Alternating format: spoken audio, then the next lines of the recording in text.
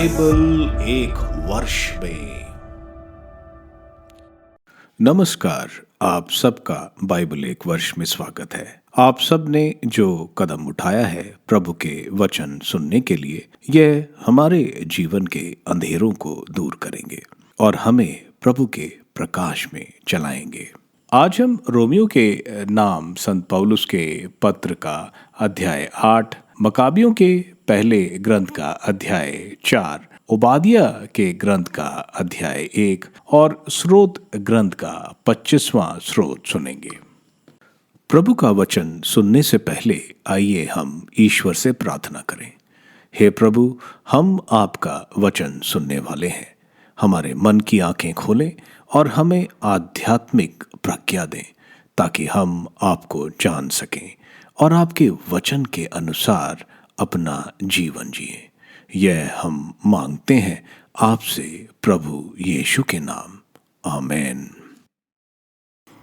Romeo के नाम संत पौलुस का पत्र अध्याय 8, पवित्र आत्मा द्वारा पवित्रकरण। जो लोग ईसा मसीह से संयुक्त हैं उनके लिए अब कोई दंडाज्ञा नहीं रह गई है, क्योंकि आत्मा के विधान ने जो ईसा मसीह द्वारा जीवन प्रदान करता है मुझको पाप तथा मृत्यु की अधीनता से मुक्त कर दिया है। मानव स्वभाव की दुर्बलता के कारण मूसा की संहिता जो कार्य करने में असमर्थ थी, वह कार्य ईश्वर ने कर दिया है। उसने पाप के प्रायश्चित के लिए अपने पुत्र को भेजा, जिसने पापी मनुष्य के सदृश शरीर धारण किया। इस प्रकार ईश्वर ने मानव शरीर में पाप को दंडित किया है, जिससे हम में जो कि शरीर के अनुसार नहीं बल्कि आत्मा के अनुसार आचरण करते हैं, संहिता को धार्मिकता पूर्णता तक पहुंच जाए। क्योंकि जो शरीर की वासनाओं से संचालित है वे शरीर की बातों की चिंता करते हैं और इसका परिणाम मृत्यु है। जो आत्मा से संचालित है वह आत्मा की बातों की चिंता करते हैं और इसका परिणाम जीवन और शांति है। क्योंकि शरीर की वासना ईश्वर के प्रतिकूल है, वह ईश्वर के नियम के अधीन नहीं होती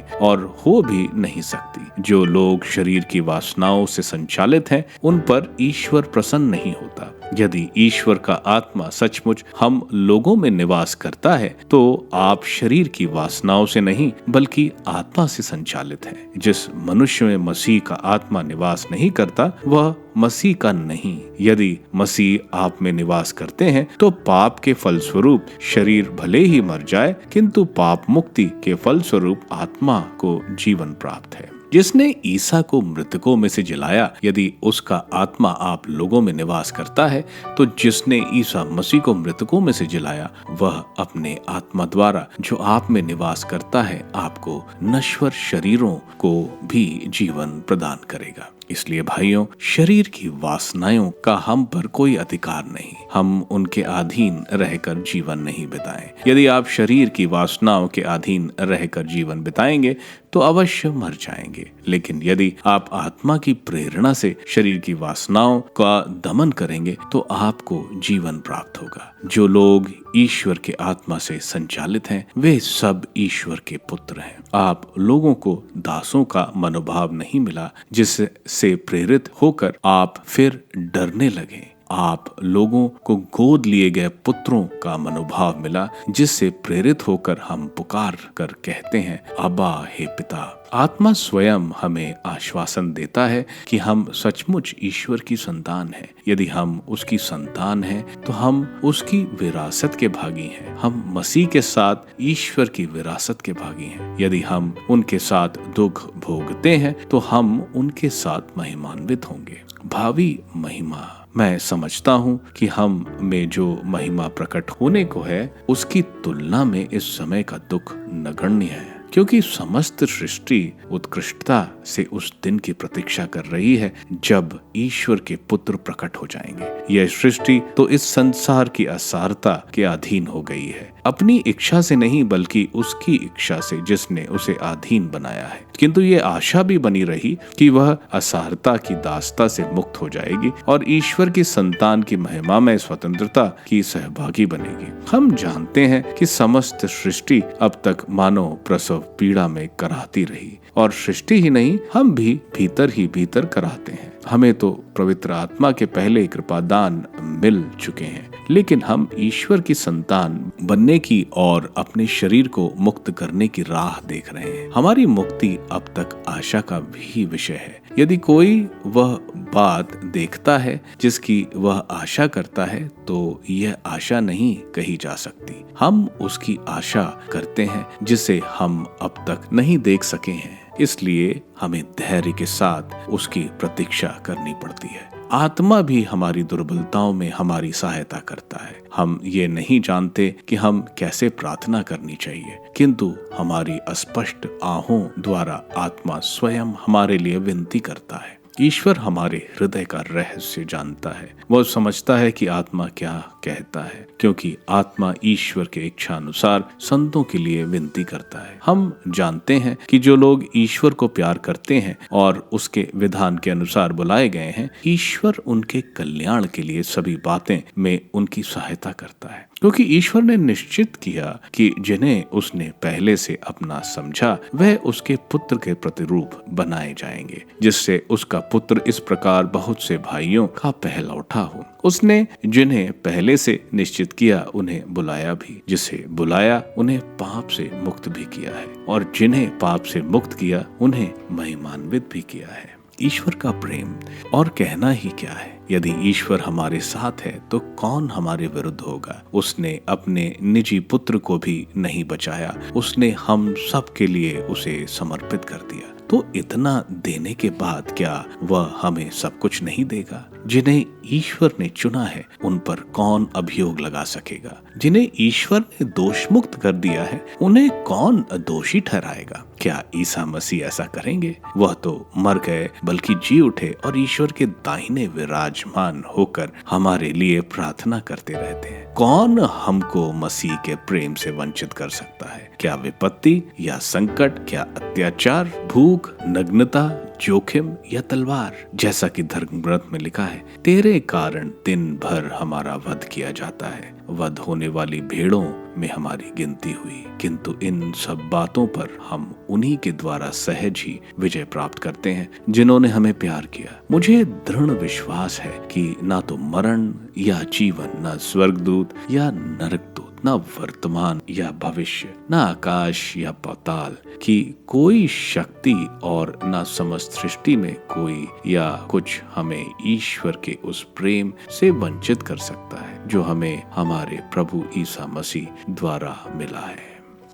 मैकबीस का ग्रंथ अध्याय 4। अमाउस की लड़ाई। गॉर्गियस 5000 पैदल सैनिक और 1000 चुने हुए घुड़सवार लेकर रात को ही निकल पड़ा, जिससे वह अचानक यहूदियों के पड़ाव पर आक्रमण कर बैठे और उनका विनाश करे। गढ़ में रहने वाले व्यक्ति उनके पथ प्रदर्शक बने। यूदा को इसका पता चला और वह अपने वीरों के साथ निकला, जिससे वह अमाउस में राजा के शिविर पर उस समय आक्रमण करे जब उसके सैनिक शिविर के बाहर बिखरे हुए हों। उधर जब गॉर्गियस रात में यूदा के पड़ाव में घुसा तो वहां उसे कोई नहीं मिला। वह उन्हें पहाड़ों पर ढूंढने लगा। उसका विचार था कि वह उन्हें देखकर भाग गए हैं। पांव फटते ही यूदा 3000 सैनिकों के साथ मैदान में दिखाई पड़ा, किंतु उनके पास ऐसे कवच और तलवार नहीं थे जैसे वह चाहते थे। उन्होंने देखा कि विदेशियों का शिविर पक्का और सुरक्षित है और युद्ध के अनुभवी घुड़सवार उनके चारों ओर पहरा दे रहे हैं। यूदा ने अपने अनुयायियों से कहा, इनकी बड़ी संख्या देखकर हताश मत हो, इनके आक्रमण से मत डरो। याद करो कि हमारे पूर्वज लाल समुद्र के तट पर तब बच निकले थे जब फिरौन ने अपनी सेना लेकर उनका पीछा किया था। अब हम स्वर्ग के ईश्वर की दुहाई करें जिससे वह हम पर दया करे। हमारे पूर्वजों के लिए ठहराया हुआ अपना विधान याद करें और आज हमारे सामने उस सेना को रौंद डालें। इससे सब विदेशी जान जाएंगे कि कोई ऐसा है जो इज़राइल का उद्धारक और रक्षक है। विदेशियों ने जब अपनी आंख ऊपर उठाई तो उन्होंने यहूदियों को आक्रमण करने आते देखा और वे उनका सामना करने पड़ाव से बाहर आए। यूदा के आदमियों ने तुरही बजाई और वे शत्रु पर टूट पड़े। विदेशी सेना हार गई और मैदान की ओर भाग खड़ी हुई। जो पिछली पंक्ति में थे उन्हें तलवार के घाट उतारा गया। अन्य सैनिकों को गजेर और इदुमिया के मैदानों, अजौत और यमनिया तक भगा दिया गया। उनमें लगभग 3000 आदमी मारे गए। जब यूदा अपने सैनिकों के साथ उनका पीछा करने के बाद लौटा तो उसने लोगों से कहा, लूट का लालच मत करो, हमें और भी लड़ना है, क्योंकि गेर्मियस और उसकी सेना पहाड़ पर हमारे निकट है। तुम अब हमारे शत्रुओं का डटकर सामना करो और उन्हें पराजित करो। इसके बाद निश्चित होकर लूट जमा करो। यूदा बोल ही रहा था कि शत्रुओं का दल पहाड़ पर से उनका निरीक्षण करता हुआ दिखाई पड़ा। उस दल के लोगों ने देखा कि अपने साथी शिविर जलाने के बाद भाग गए हैं। वे शिविर से उठता हुआ धुआं देख समझ गए कि क्या हुआ है। वह ये देखकर बड़े भयभीत हुए। जब उन्होंने यह भी देखा कि यूदा की सेना मैदान में लड़ने के लिए तैयार खड़ी है तो वह सब फिलिस्तीनियों के देश भाग गए। इसके बाद यूदा ने पड़ाव लूटना प्रारंभ किया। उसने बहुत सोना और चांदी, असली रंग के नीले और लाल वस्त्र तथा बहुत सारा माल मिला। वे लौटकर भजन गाते और स्वर्ग के ईश्वर को धन्यवाद देते रहे। वह भला है, उसका प्रेम अनंत काल तक बना रहता है। उस दिन इज़राइल का अपूर्व ढंग से उद्धार हुआ। लिसियस का पहला आक्रमण निफल। विदेशियों में जो बच निकले थे वे लिसियस के यहाँ गए और उन्होंने उसे यह सारा हाल बताया। वह यह सुनकर घबराया और हताश हो गया, क्योंकि उसने इज़राइल के विषय में जैसा सोचा था वैसा नहीं हो सका और राजा ने जो आज्ञा दी थी वह पूरी नहीं हो सकी। उसने दूसरे वर्ष यहूदियों से लड़ने के लिए 60,000 चुने हुए पैदल सैनिक और 5,000 घुड़सवार एकत्रित किए। उन सब ने इदुमिया पहुंचकर बेतसूर के पास पड़ाव डाला। यूदस 10,000 आदमियों को लेकर उनका सामने करने आ पहुंचा। वह उस बड़ी सेना को देखकर इस प्रकार प्रार्थना करने लगा, धन्य है तू इज़राइल के उद्धारक, तूने अपने सेवक दाऊद द्वारा भीमकाय योद्धा के प्रहार विफल कर दिया और साउल के पुत्र योनाथान और उसके शास्त्रवाहक के हाथ में फिलिस्तीनियों की सेना दे दी। अब इस सेना को भी अपने प्रजा इज़राइल के हाथ में दे, जिससे वह अपनी सेना और अपने घुड़सवारों पर लज्जित हो जाए। उन्हें भयभीत कर उनका अहंकार चूर चूर कर दे। उन्हें इस तरह पराजित कर दे कि वे हताश हो जाएं। उन्हें अपने भक्तों की तलवार के शिकार होने दे, जिससे वे सब जो तुझे जानते हैं भजन गाकर तेरी स्तुति कर सकें।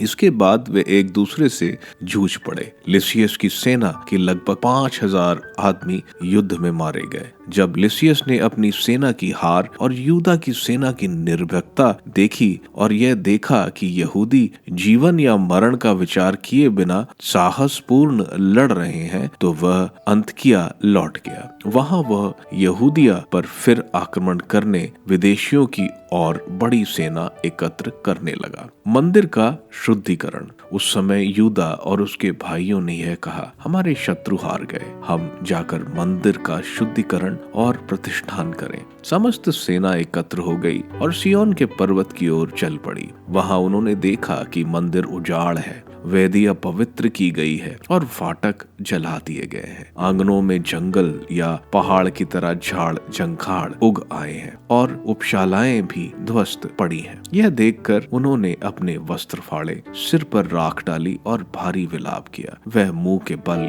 गिर पड़े। तुरियों के बजाए जाने पर उन्होंने ईश्वर की दुहाई दी। उसी समय यूदा ने सैनिकों को आदेश दिया कि जब तक मंदिर का शुद्धिकरण पूरा नहीं होता तब तक वे गढ़ में रहने वाले लोगों से लड़ते रहे। उसने ऐसे याजक चुने जो अनिद्ध थे और संहिता के उत्साही समर्थक थे। तब उन्होंने मंदिर को शुद्ध किया और दूषित पत्थरों को ले जाकर अशुद्ध स्थान पर फेंक दिया। इसके बाद उन्होंने आपस में विचार विमर्श किया कि अपवित्र की गई होम बलि की वेदी का क्या किया जाए। उनके मन में यह अच्छा विचार आया कि वह उसे गिरा दे, जिससे वह उनके कलंक का कारण ना बने, क्योंकि विदेशियों ने उसे अपवित्र कर दिया था। उन्होंने वह वेदी गिरा दी और उसके पत्थर मंदिर की पहाड़ी पर तब तक के लिए किसी सुयोग्य स्थान पर रख दिए, जब तक कोई नबी आकर उनके विषय में उन्हें नहीं बताता। इसके बाद उन्होंने अनगढ़े पत्थरों से, जैसे कि संहिता में निर्धारित है, पहली वेदी के नमूने पर नई वेदी बनाई। उन्होंने मंदिर और मंदिर की भीतरी भाग बनाया और आंगनों को शुद्ध किया। फिर उन्होंने नई पवित्र सामग्रियां बनवाकर दीप वृक्ष, धूप की वेदी और मेज मंदिर में रख दी। इसके बाद उन्होंने वेदी पर धूप चढ़ाई और दीप वृक्ष के दिए जलाए, जिससे मंदिर जगमगा उठा। उन्होंने मेज पर रोटियां रखी और पर्दे लटकाए। इस प्रकार उन्होंने वह सारा काम पूरा किया जिसे उन्होंने प्रारंभ किया।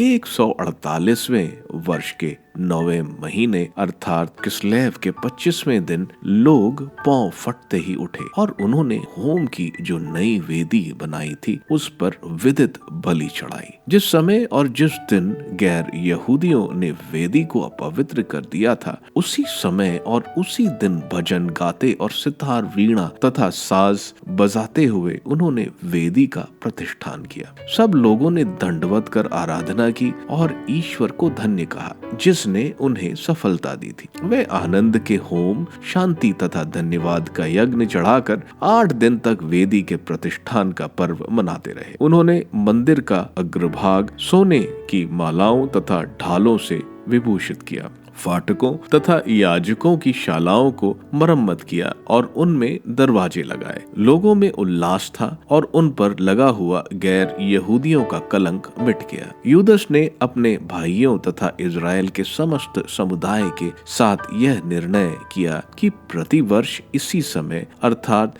किस्लेव के 25वें दिन से लेकर 8 दिन तक वेदी के पुनः प्रतिष्ठान का पर्व उल्लास तथा आनंद के साथ मनाया जाएगा। उसी समय उन्होंने सिय्योन पहाड़ी के चारों ओर ऊंची दीवार और सुदृढ़ बुर्ज बनाए, जिससे विदेशी उसका विनाश नहीं कर सके, जैसा वह पहले कर चुके थे। यूदा ने उसमें एक रक्षक सेना रखी। इसके अतिरिक्त उसने बेतसूर को भी किलेबंद कर दिया, जिससे वह इदमिया के विरुद्ध जनता का एक सुदृढ़ गढ़ हो।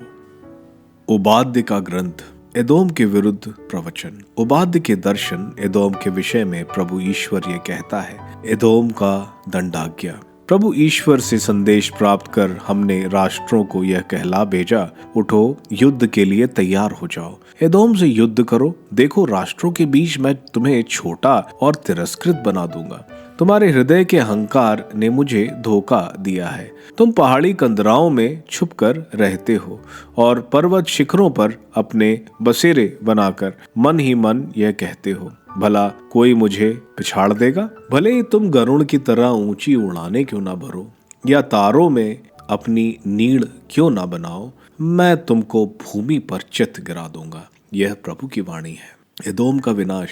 यदि चोर या डाकू रात को आते तो क्या वे मनचाही चीजें ही ना ले जाते? और यदि अंगूर बीनने वाले आते तो क्या वे कुछ अंगूर छोड़ भी नहीं देते?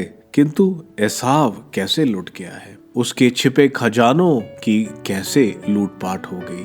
तुम्हारे साथ मित्र राजाओं ने तुमको धोखा दिया है, उन्होंने तुमको सीमा तक खदेड़ दिया है और जो तुमसे मिले थे वह तुमको ठग गए हैं। जो तुम्हारे साथ एक ही थाली में भोजन करते थे, उन्होंने तुमको गिराने के लिए फंदा बिछा दिया है। वे तो तुमको बुद्धू समझते थे। प्रभु ईश्वर ये कहता है, क्या उसी दिन में एदोम के सब विद्वानों का नाश न करूं और एसाव के पर्वतों पर लोगों की बुद्धि भ्रष्ट न करूं? तेमोन, तुम्हारे वीर योद्धा सन रह जाएंगे और फलता एसाव के पर्वत पर सब के सब तलवार के घाट उतारे जाएंगे। एदोम के दोष। तुमने अपने भाई याकूब के साथ हिंसात्मक व्यवहार किया है, इसलिए तुमको लज्जा से सिर झुकाना पड़ेगा और सत्यानाश सहना पड़ेगा। जिस दिन विदेशी तुम्हारे भाई की संपत्ति लूट कर ले गए, जिस दिन विदेशी सैनिकों ने यरूशलेम के द्वारों से घुसकर उन पर चिट्ठियां डाली थीं, तब तुम अलग खड़े रहे जैसे तुम भी उन्हीं में थे। तुमको तुम्हारे अपने भाई की दुर्दशा से उसके दुर्दनों में आनंदित नहीं होना चाहिए। तुमको यूदा के विनाश के दिन उसके लोगों की बुरी हालत देखकर खुशी नहीं मनानी चाहिए। विपत्ति काल में डींग मारना तुम्हारे लिए शोभनीय नहीं है। मेरी प्रजा की आपदा में तुमको उसके द्वारों में प्रवेश नहीं करना चाहिए, न ही ऐसे समय में उसके विनाश से तुमको आनंदित होना चाहिए। विपत्ति के दिन तुमको उसका धन माल नहीं लूटना चाहिए। भागने वालों को चौकों पर छोड़कर नहीं मार डालना चाहिए, न ही जो जीवित बच जाते हैं उनको अपने शत्रु के हाथों सौंपना चाहिए। प्रभु का दिन सब राष्ट्रों पर टूट पड़ेगा और तुम्हारे साथ वैसा ही व्यवहार किया जाएगा जैसे तुमने दूसरों के साथ किया था। तुम्हारी करतूतों का बदला तुम्हारे सिर मढ़ा जाएगा। प्रभु का दिन। इज़राइल, जैसे तुम मेरी पवित्र पर्वत पर मेरे कोप भजन बन गए, वैसे ही तुम्हारे चारों ओर के राष्ट्र भी बनेंगे। उन पर भी मेरा क्रोध ऐसे चलेगा कि वह लड़खड़ाकर गिरेंगे। उनका नामो निशान नहीं रहेगा। परंतु सिय्योन पर्वत पर कुछ लोग जीवित बच सकेंगे, वह पवित्र है। याकूब का घराना उनको निकाल देगा जिन्होंने उसका अधिकार छीन लिया था।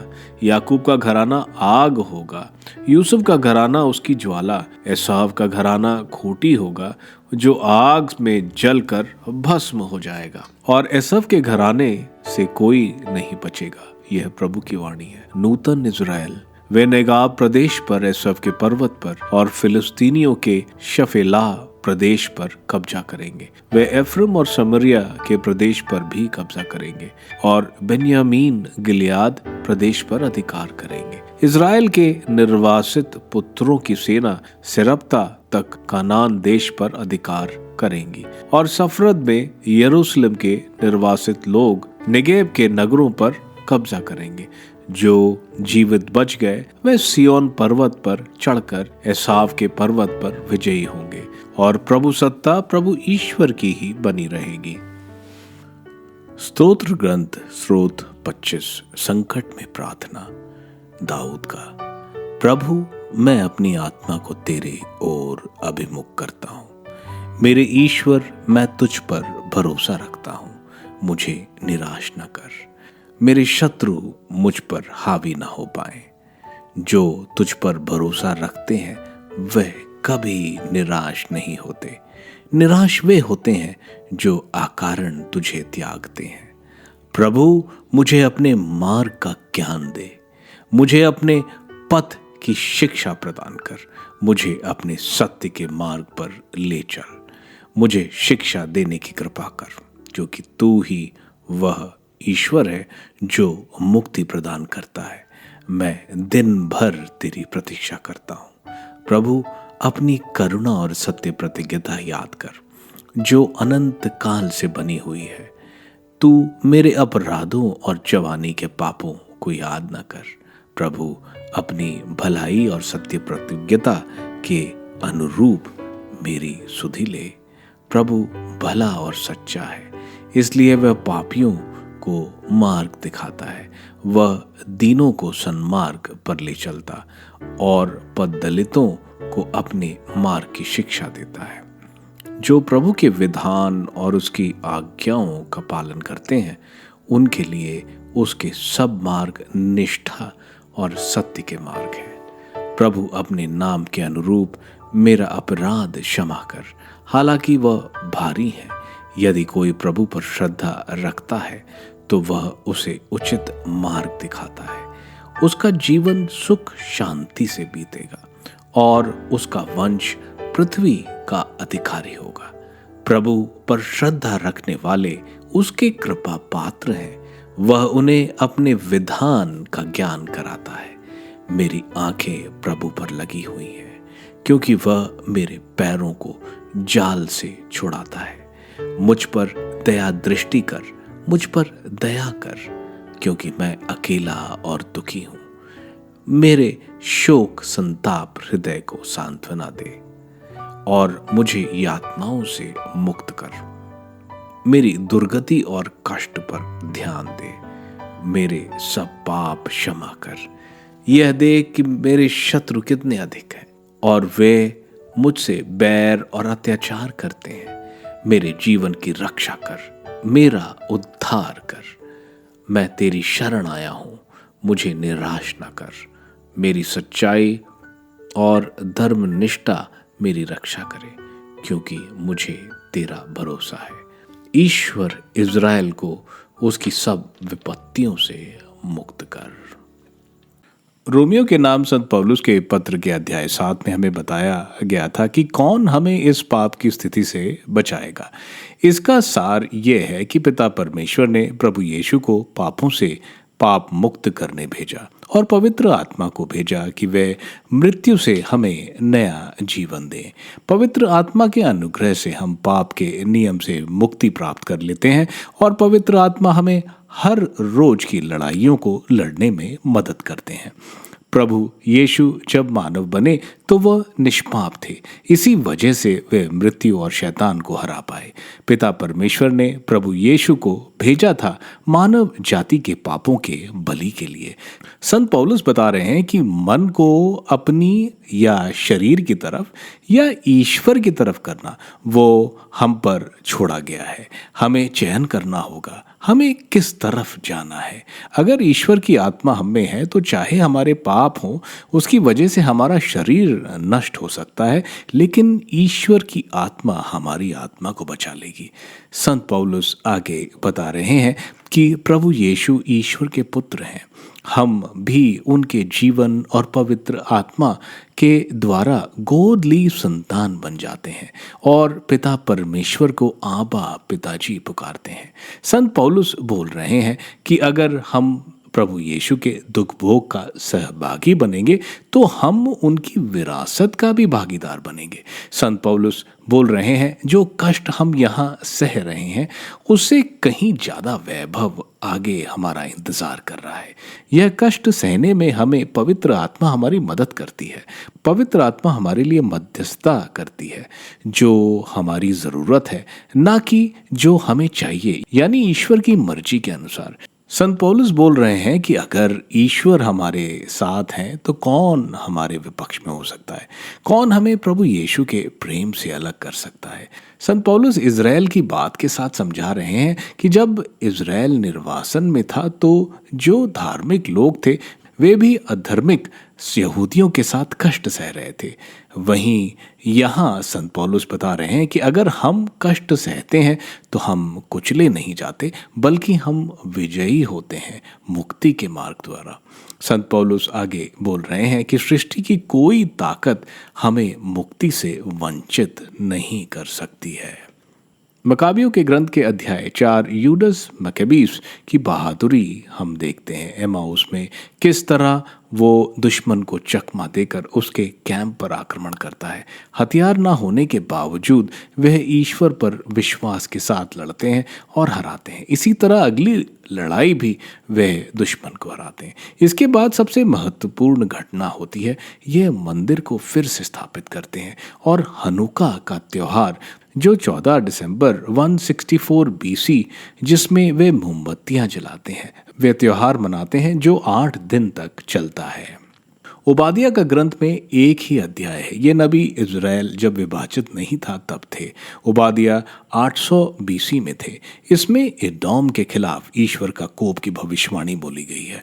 एदोम यशोआ के वंशज हैं जो याकूब का भाई था। एदोम वासियों ने जब इज़राइल अन्य राजाओं से युद्ध के समय एदोम वासियों ने इज़राइल पर एम्बुश किया और उनके शहरों पर कब्जा किया। इस अध्याय में एदोम का पतन उसके अहंकार और इज़राइल पर बुरा व्यवहार करने की वजह से बताया जा रहा है।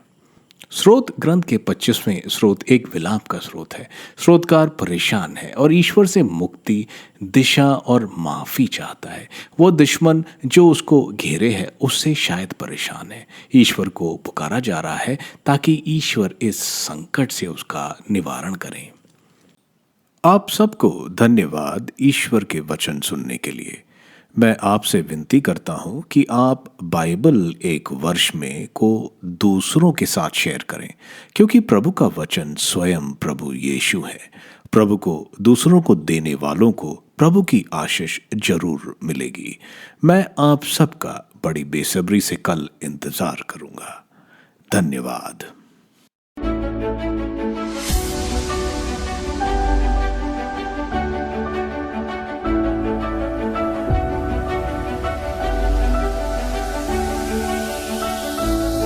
बाइबल एक वर्ष में